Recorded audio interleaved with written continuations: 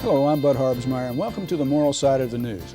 Today we're going to be talking about a week of tragedies in Kentucky, but before we do, let me introduce you to members of our panel. They are Father Nick Rice, Archdiocese of Louisville, Dr. Donald Cockrum, Zion Baptist Church, Dr. Tom Mobley, President of the Louisville Bible College, Rabbi Galia R. Rooks from the Temple, and Dr. Bob Long, Walnut Street Baptist Church. Folks, welcome. This has been a week of tragedies in Kentucky. The latest, Thursday, 5 murders in Louisville's West End in one day. On Monday, 3 children gunned down at their school in Paducah, Kentucky. And here at home on Wednesday, an auto accident claimed the life of Moral Side of the News panelist, Sister Eileen Egan. Now, despite the fact that Egan had retired from her duties as president of Spalding University a couple of years ago, she continued to spread her many talents throughout the community. She loved people, and she paid more than lip service for that love. She will be missed by all of us. She loved people, and she paid more than lip service for that feeling. She will be missed by all of us who knew her, either personally or by reputation. And Nick, I know you knew her well. Well, Eileen was a very interesting person, and I think a little bit ahead of her time, particularly in the advocacy of women's rights and so on. And she had a remarkable, I think, ability to combine deep religious faith and commitment to her Sisters of Charity and to her Catholic Church, and translate that into action in the civic community, which is a kind of a rare combination, and rarer when she did it for a woman to emerge as a leader in our community. I think she will be remembered in this community primarily for that, among many other contributions she made, that she was a kind of a pusher in a way, and some people reacted a little bit to that. And I think people will really be more and more surprised as the stories start coming out about Eileen, about the tenderness of her heart and the small acts of kindness by which she translated her faith and her love. So it really is a loss to our community. I think the Courier-Journal paid her a very fine tribute in their editorial, and I think WHS has done a fine job in honoring her too. We will miss her. Anybody else?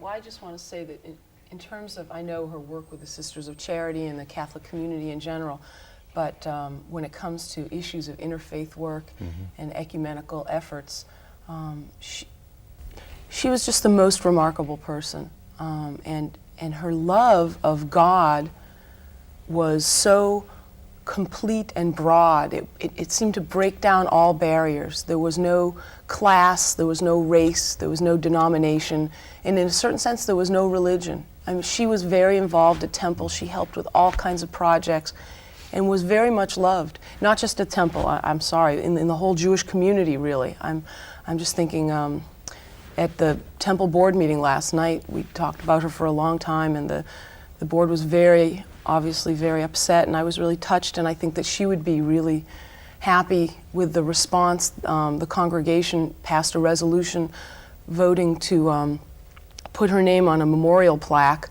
We have, as you walk into the synagogue, this board of names of loved ones, goes back over 100 years, the builders of our 150 years, the builders of our congregation, and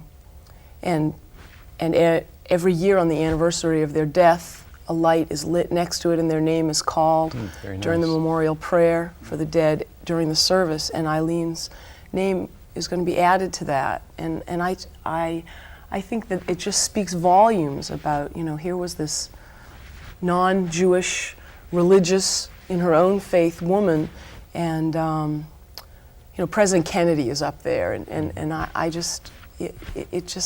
she was so inspirational to so many people in so many ways. It wasn't just that she had a heart of gold.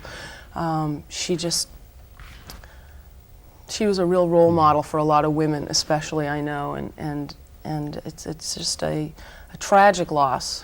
Well, the danger sometimes is that in death we tend to canonize people. I would not want to forget her feistiness and her stubbornness on issues. Oh, never. And because she was a character. Oh, yes. And which I think we really, really treasure, because to me, that is a sign of real kind of down-to-earth holiness. Well, that and is she not was so pious. comfortable with It's real that. hard-working honesty. You She know? was so comfortable Yeah. with herself and her. I remember at lunch once, just I was fairly new to Louisville, and she was a great role model for me. And she said, you know, you're a Boston girl just like me, and you know, you have to stand up to, you know, she not only had that feistiness herself, but she was very comfortable sharing it and nurturing it in other people, and she was a blessing. To me, she was a unique person in that I saw in her some of the characteristics that I would imagine Christ had.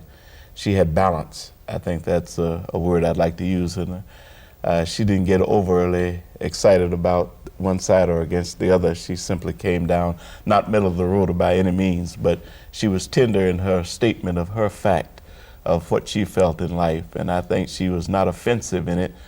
She was very tender-hearted and loving. So I think those things came out to me as a part, and I'll miss that about her. Thanks, Well, I Doug. think her personal graciousness was there as well, not just the fact that she was so involved with community things, and certainly she stayed busy all the time. Tom's got a heck of a cold, folks. That's Yeah. true. I'm really struggling, but bear with me. But I think when she, you know, when you dealt with her one-on-one, she was very personal. In spite of all that she had to have going on within her life, she still was able to be very personal with you and be concerned about what was going on with you in your life at the same time. And that in spite of the phenomenal intellect that she had, because many people who are really as bright and thinking as Sister Eileen was get caught up in that sort of cerebral world, and it detaches from the heart. And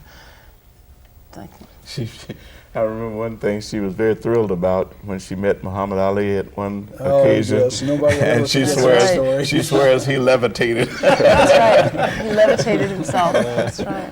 Believed everything Eileen said, but I had to take that one with just a little grain of salt and always kidded her about it. But she would understand that we only have 27 minutes to do this program if we go on to other things. And I think we owe Eileen a great deal for the contribution she made to this program, and we thank the Lord that she was with us for the time that she was. Amen.